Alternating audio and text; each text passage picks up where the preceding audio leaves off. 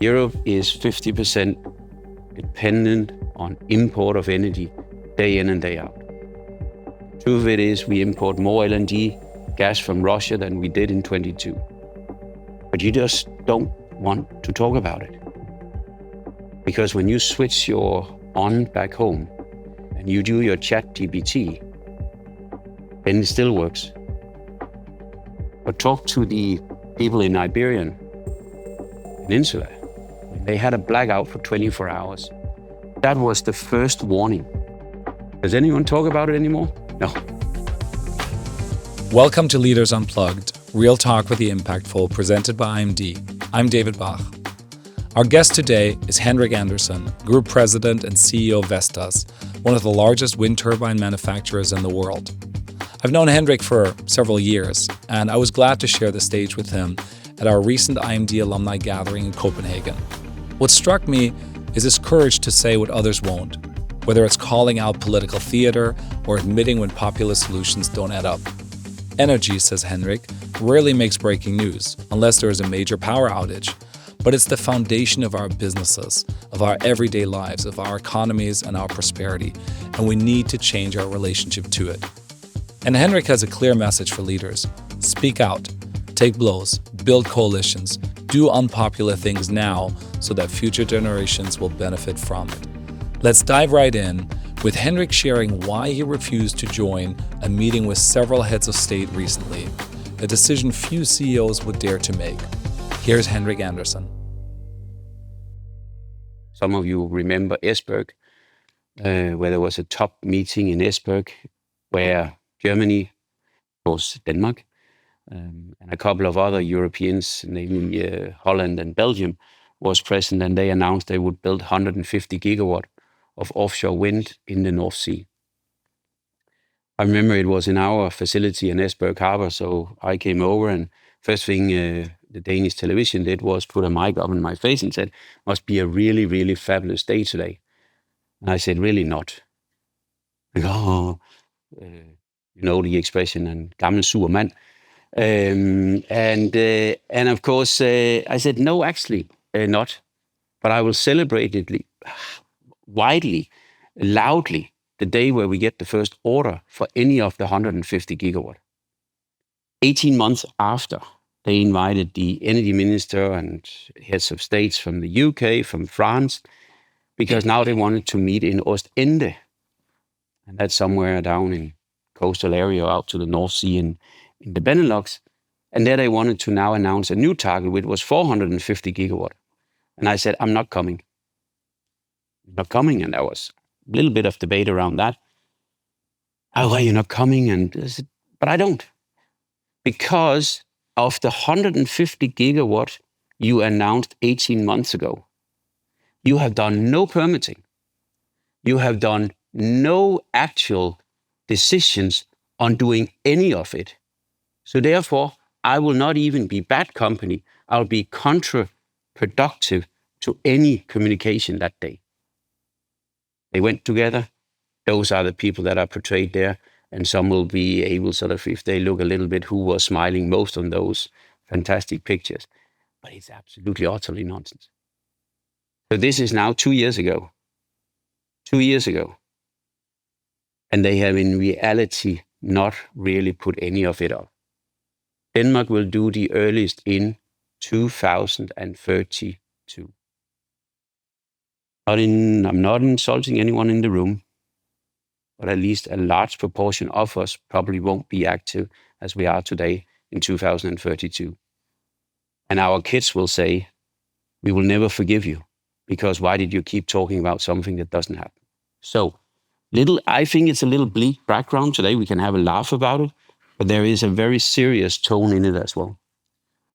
And it really is a departure from common business practices in Europe. I understand also business practices in Denmark. You're supposed to focus on your customers, make sure your investors are happy, but stay out of political debates. And a lot of leaders I speak with in this very polarized environment, social media environment, they're pulling back. They're trying to say less. And yet you and your colleagues have said, no, part of what we need to do is to educate not just governments and influential stakeholders, but the public at large about what's not working as well as it could or as well as it should. Talk a little bit about that process to getting to the point where you said, we're not just designing these products, we're not just installing them, we have to shape the environment in which we're operating.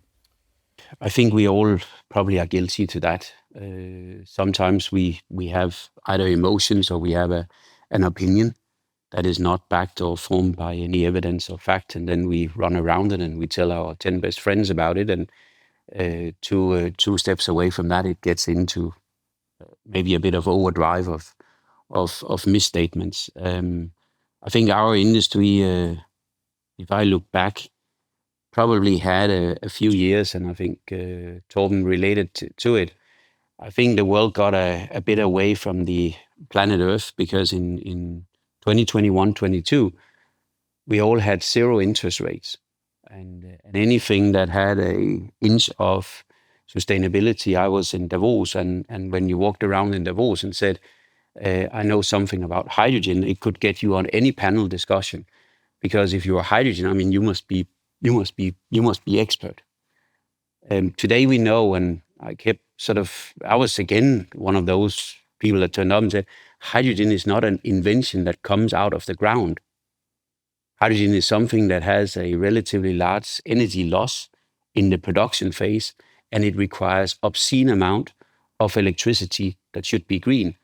And we don't have the things that are making it. So therefore, for all of your plan of hydrogen, it is a little bit of a dream that is beyond the dream.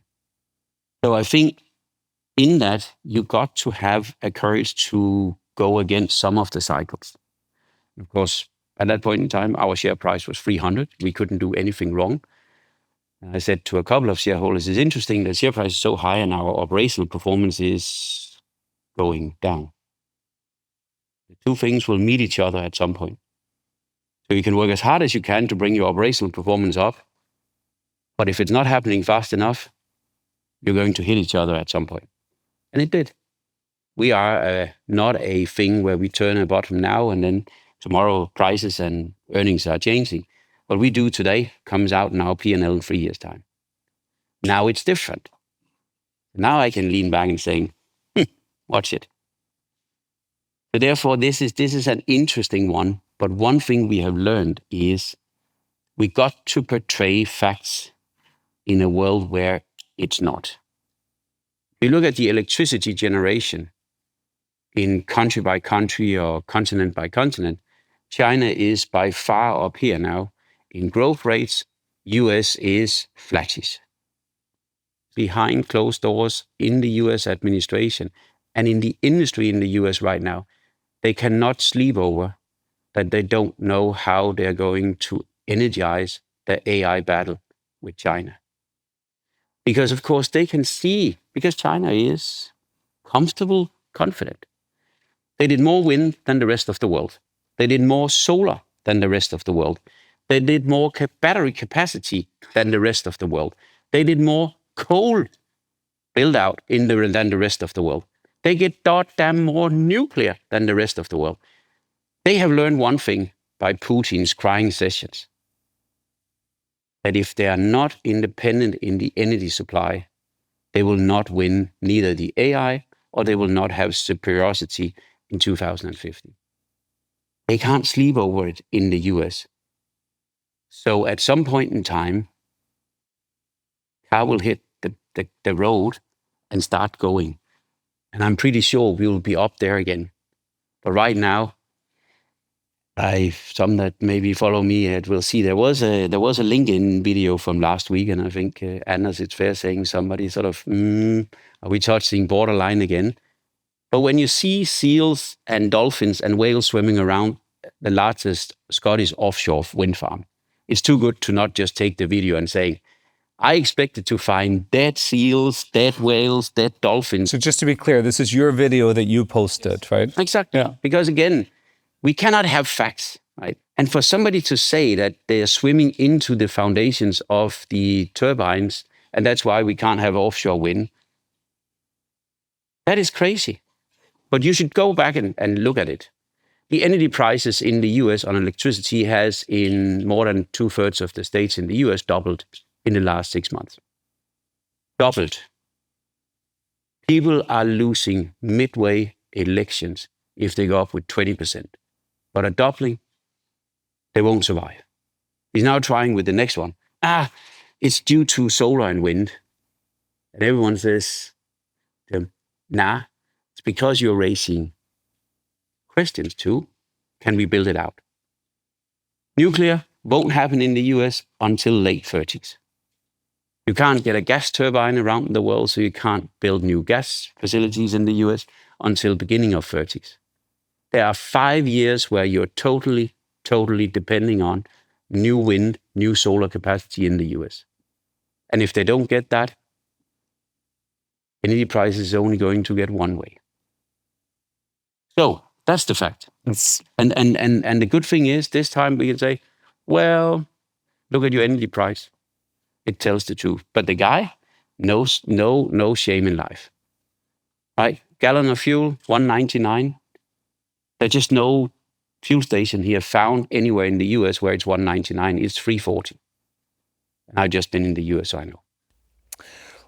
Let's talk about Europe a little bit. We'll come back to the US, I'm sure, in the broader geopolitical context. So this geopolitical environment does mean that Europe needs to be more energy sovereign.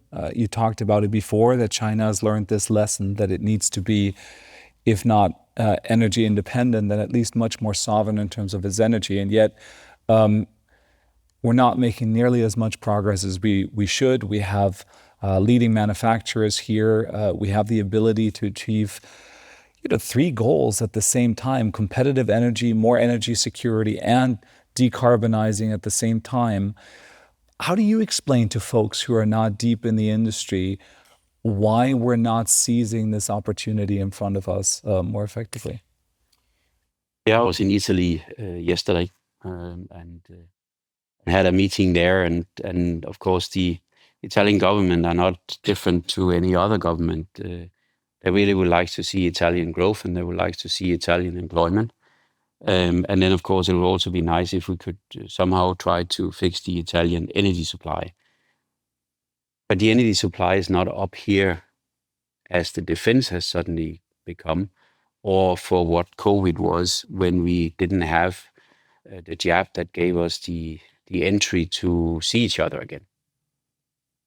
So we have become probably a population in Europe that deals with things a bit like in crisis mode. So unless it's a crisis mode, we don't see it as a long-term planning anymore. And I think this is probably the main reason. In Europe, we have become incredibly rich. Don't know if we can say it like this, but I'm pretty sure our kids are having a different childhood than I had. I grew up in a dark place in the middle of Jutland and was on a plane first time as 14 years old. And if I got a new pair of football boots every second year, it was. I really look forward to that. I'm not so sure too many people are waiting for those football boots anymore in almost wherever you are in Europe, unless you're in some of the deprived areas we also have. But that means there is no incentive to take the unpopular decisions in Europe. And this is, seriously, it is about taking an unpopular decision to make somebody feel better in 20 years' time. Europe is 50% dependent on import of energy day in and day out. The truth of it is we import more LNG gas from Russia than we did in 22. But you just don't want to talk about it. Because when you switch your on back home and you do your chat GPT, then it still works.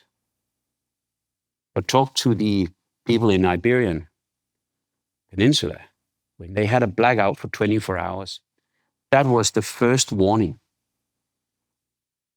Does anyone talk about it anymore? No, because it was a solar panel park of 300 megawatt. Really? Really? So you think that approximately somewhere around 65, 70 million people can have a 24 hours blackout where they don't know where, because here's the thing, they didn't know where each other were. I have a Spanish colleague, couldn't get hold of his 3 kids and his wife. Didn't know if they were stuck in the metro, which by the way didn't run anymore. Your phones don't work anymore because Wi-Fi network cover is out. And God, it only lasted 24 hours.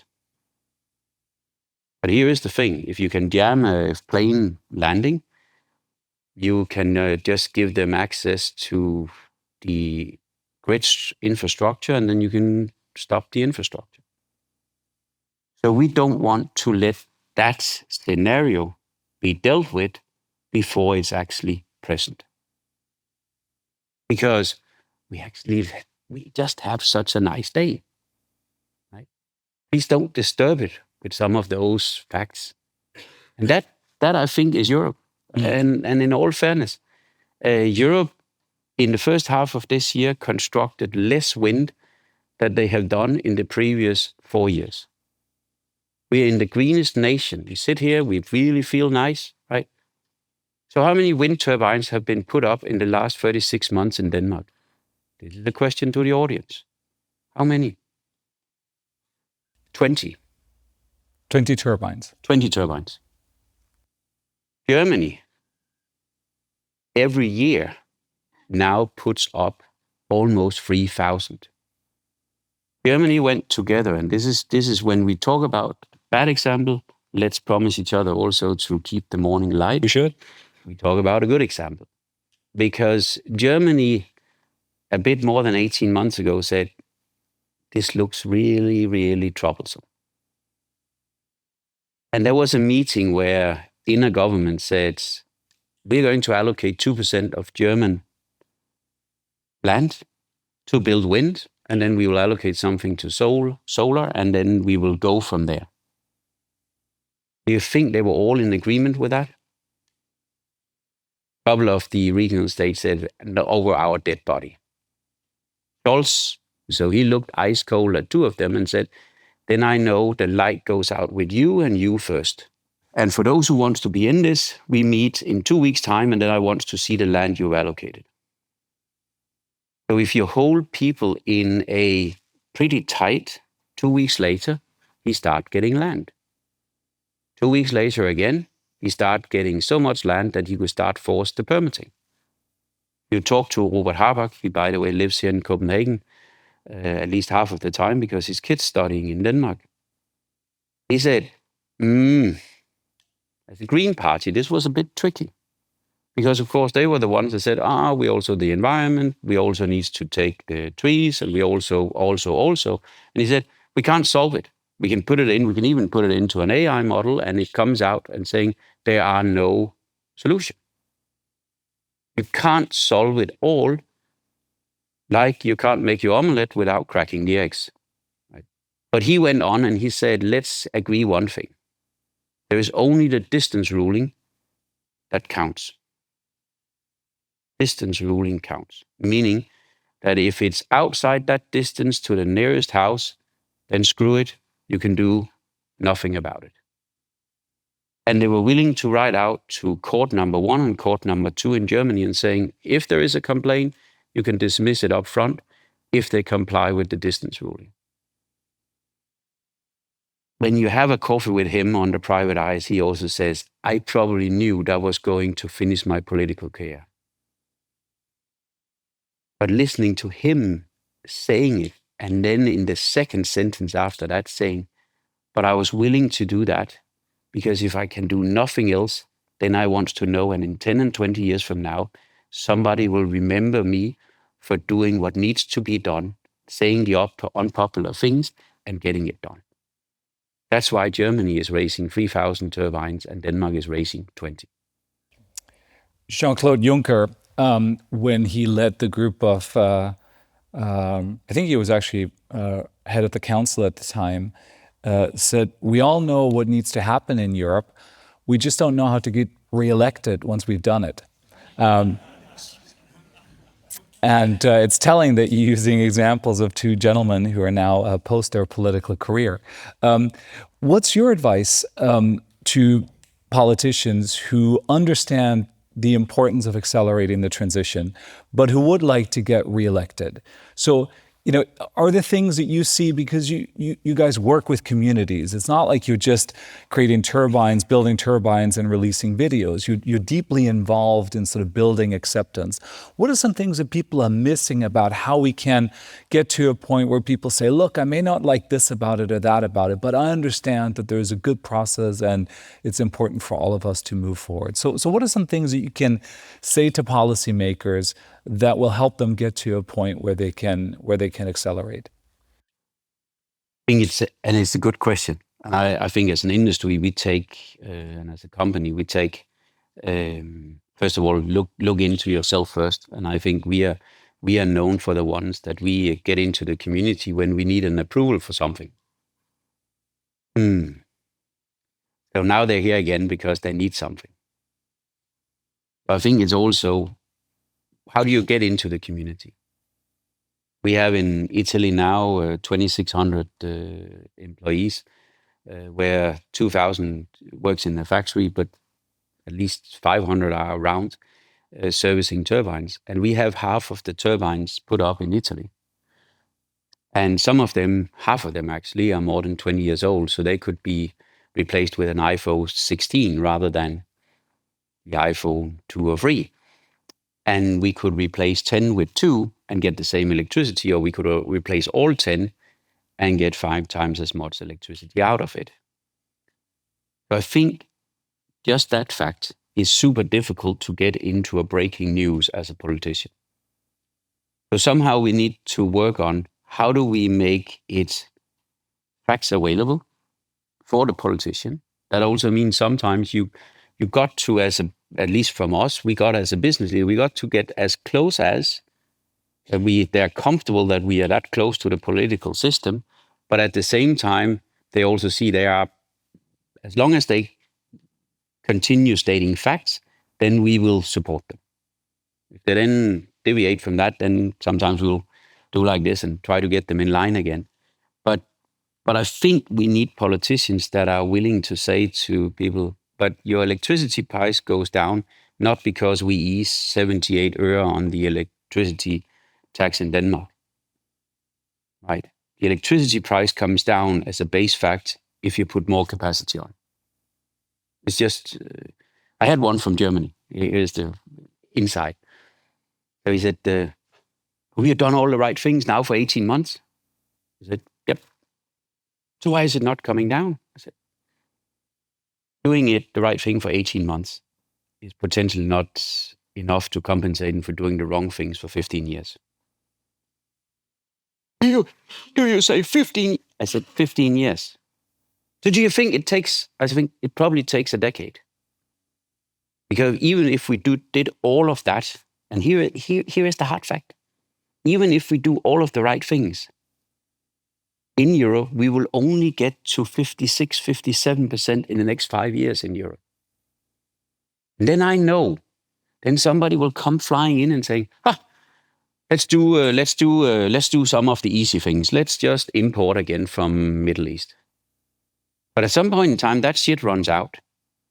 And then we are in real fun. But I'm not 79 and president. I'm 57. I'm pretty sure I can see myself to it, and you, okay. But I think it's dangerous that we have a view now that if it can't be explained in breaking news, we can't get our voters to agree on it. And even if they were agreeing on it, we don't have the courage to just roll it through and saying it's the right thing. Let me ask you one additional question, then we'll go to some questions from the audience. What does this mean for you, for your team? What leadership competencies do you need to have in the organization that perhaps you didn't have in the organization in the past as you're dealing with fact and fiction, policy agendas, community resistance, things that go way beyond how do we make the best turbines and get them out there into the parks? So first of all, we have had to change our narrative.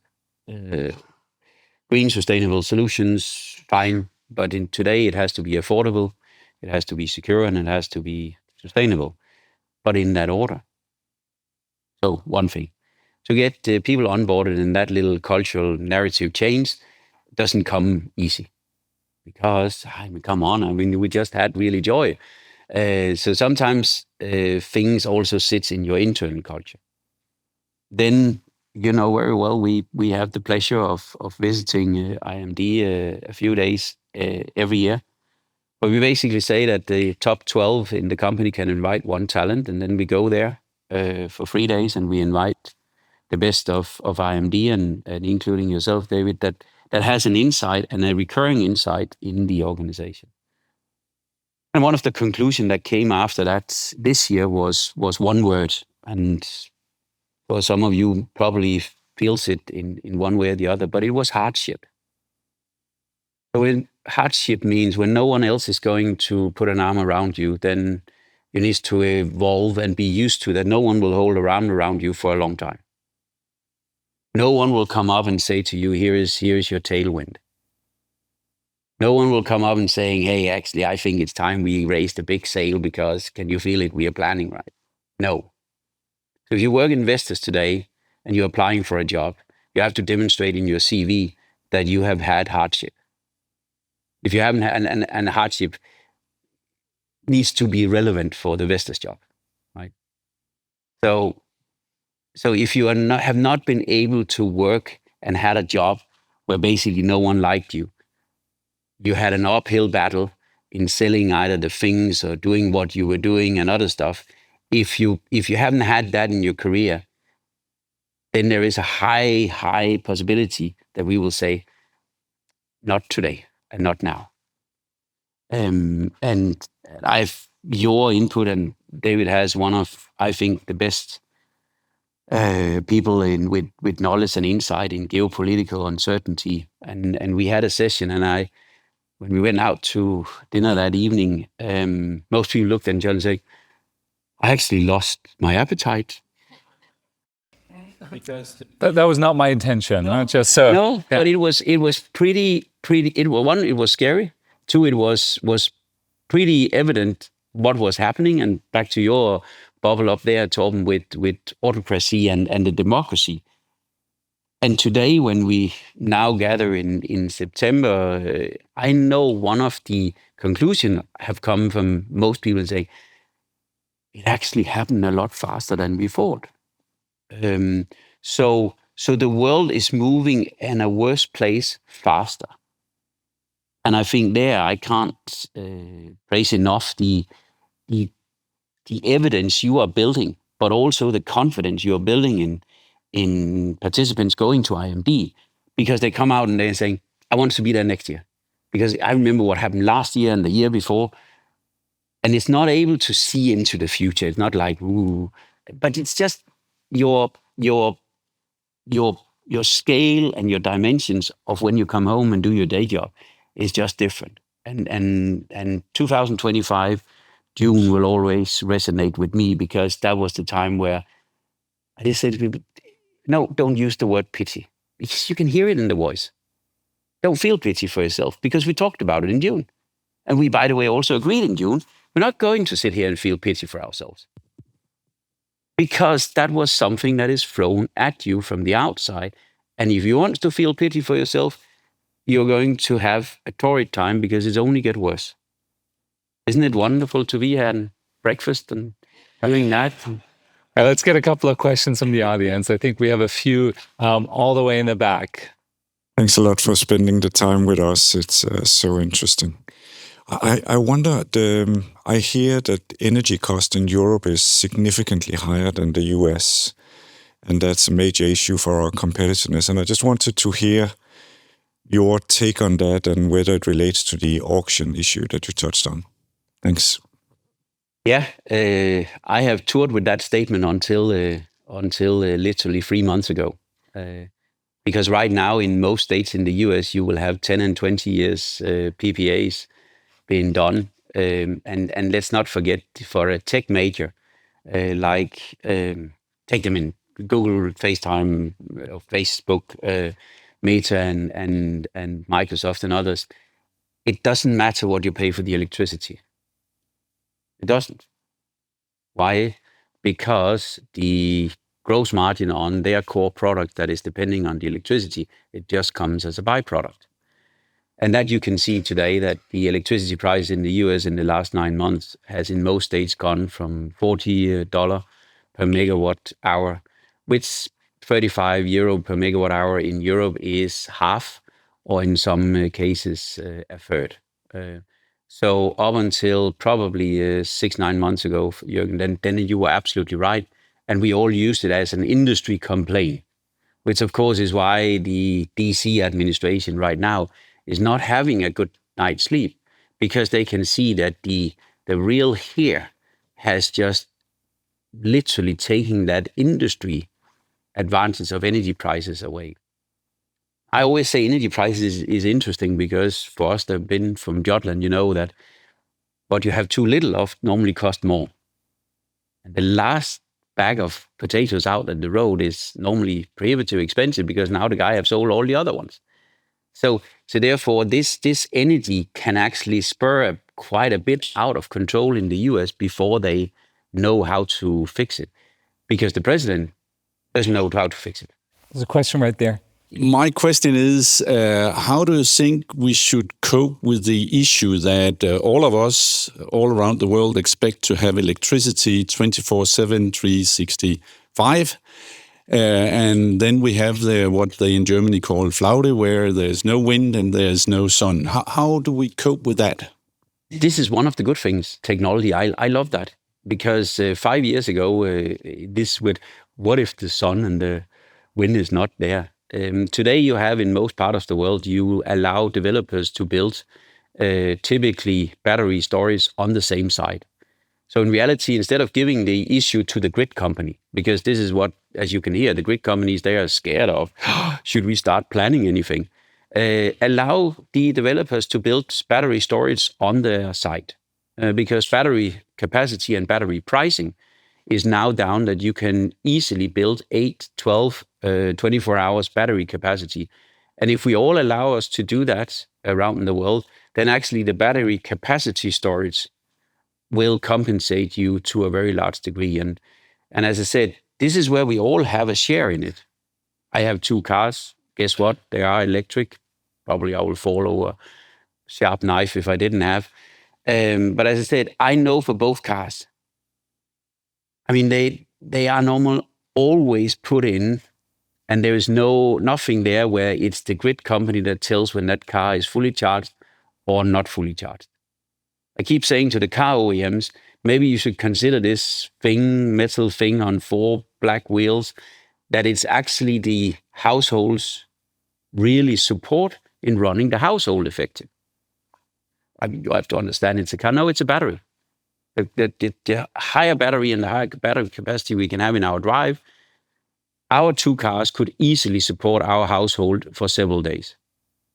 Only when I need, and I wasn't here, I haven't been here for 3 weeks, so I mean, they could have used that battery in and out of my drive to the grid as well. Because in reality, the grid could have said, Henrik's household, cut that off, because he can use his battery in the car because we know it's fully charged because we did that 2 days ago. Now there's no wind, no problem. And by the way, the upside of that planning, Jørgen, will be that we actually sit with an electricity price that doesn't go here and doesn't go here.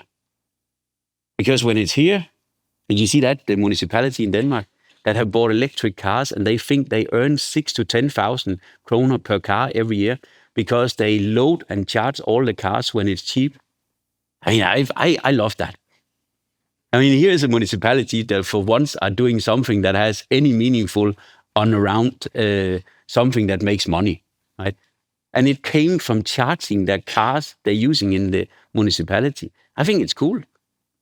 So how do we get to that? And part of that solution, that's a reality already. 2 of the fastest growing energy companies in the US are founded by tech companies as shareholders, and they are building nothing else than capacity of storage. And this capacity is not hydrogen storage or anything else. It's battery storage that has life that supports data centers in up to 12 and 24 hours. Let's take one last question back there. Yes, good morning, and thank you for a very interesting discussion. My question is for both of you. What do you think will be the most important for companies that can be considered in like critical infrastructure like energy, insurance, etc., structural, to navigate a more volatile geopolitical landscape and still like have a long-term thinking in a time where we're seeing more and more politicians that are more eager to show that they're decisive and maybe take legislative interaction? How do you see companies? What do they need to be aware of to navigate? I'll start. So look, I mean, I could tell you need to be resilient and agile and innovative, and all of those things are absolutely true. No, of course, and you're demonstrating that. But I think what you're getting from this conversation, and it's something that we think quite a bit about at IMD, is I think management education has done a disservice to leaders for some time by trying to simplify the world. Focus on your customer, focus on your shareholder. You can purchase what you need to purchase. Don't worry about the rest. I'm exaggerating a little bit. But I think what we're seeing is the world is really complex.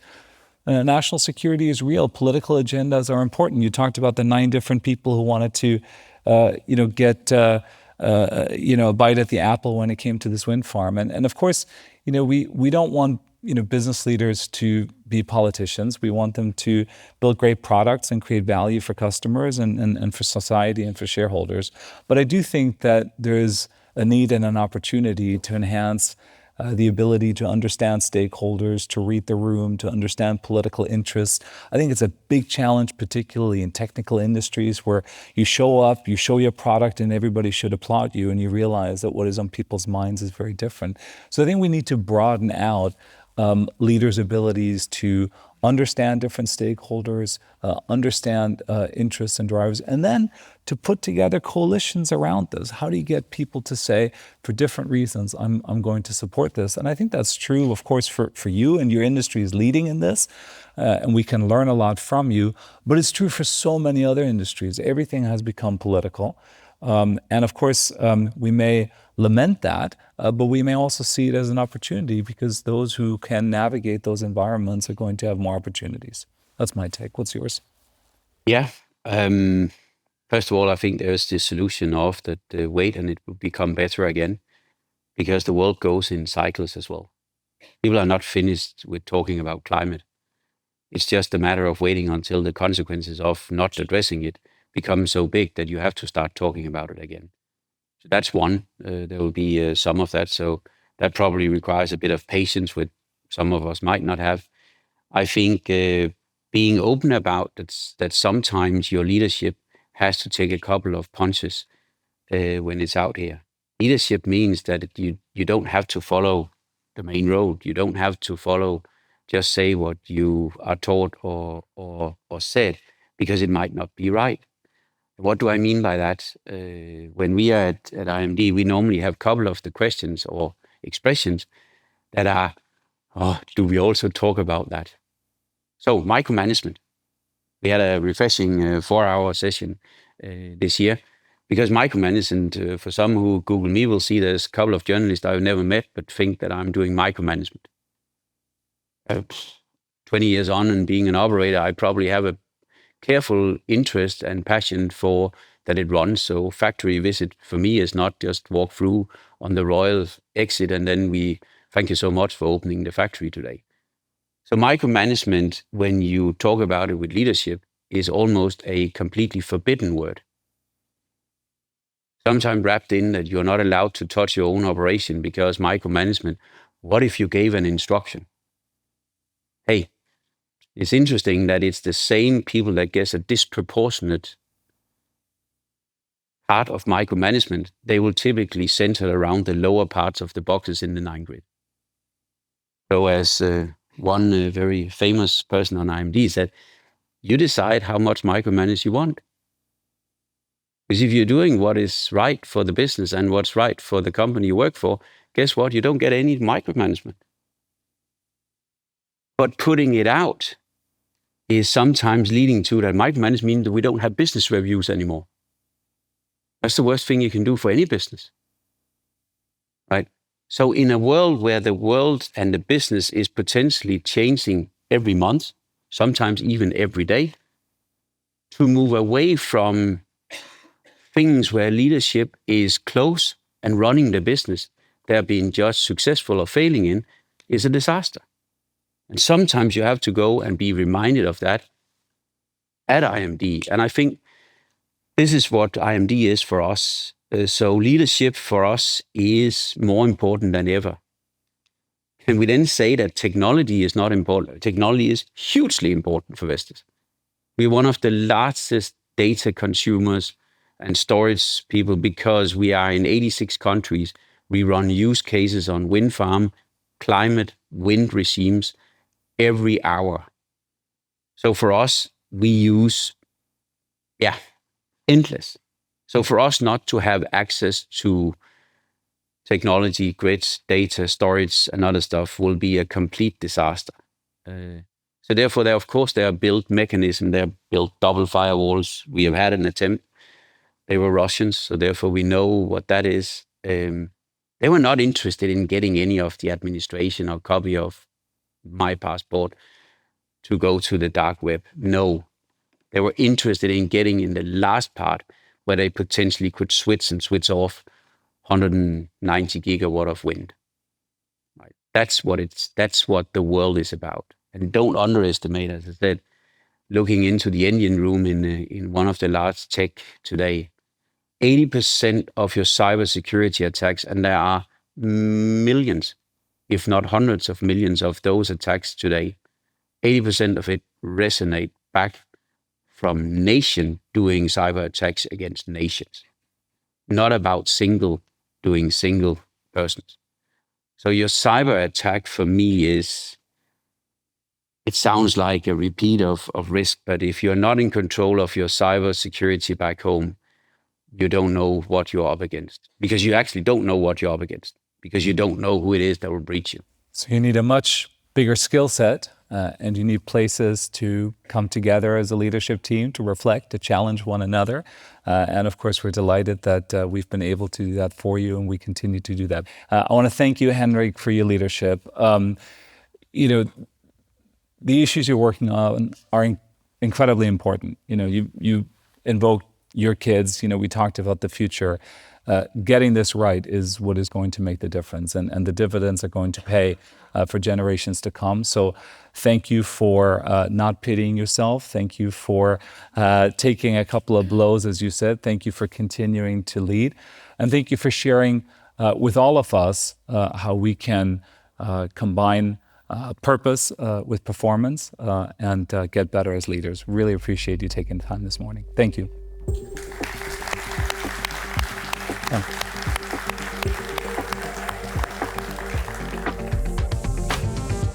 I hope you enjoyed this conversation with Henrik Andersen. He's really one of a kind. Leaders Unplugged is a co-production of IMD and Remote Daily. This episode was produced by Delia Fischer, Caroline Copley, Frank de Boring, Felix Seltner, and Stefan Gill. If you found this podcast worth your time, share it with a fellow leader and subscribe to Leaders Unplugged on your favorite podcast platform. I'm David Bach. See you soon.